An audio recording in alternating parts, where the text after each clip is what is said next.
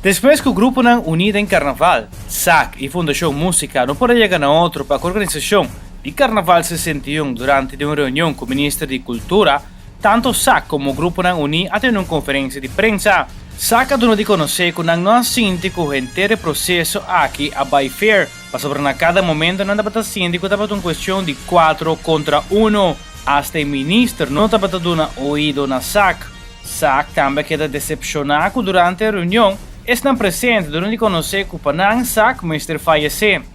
SAC avisa que o Tur Costa sigue Panang, mirando que o dia Jesum, não organizar uma atividade para a abertura de carnaval, onde que já acaba e SAC tem sua localidade. Abogado de SAC também riba palavra para durante conhecer que se não recebia vergunning para organizar carnaval, não lo vai corte. De acaso que não perde a caso, não lo vai demandar o governo.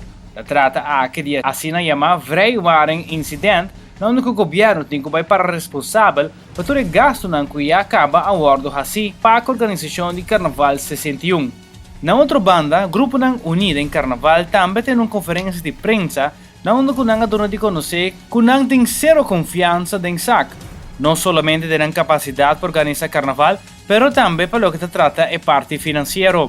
A duro de conhecer que durante 60 anos não conhece nenhum cambio de nosso carnaval.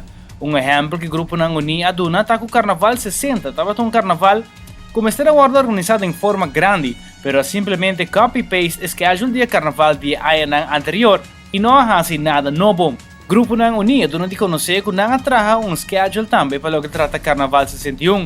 Essa aqui não vai publicar ainda, mas avisa que há bem diferente cambio com o hobby positivo para Carnaval.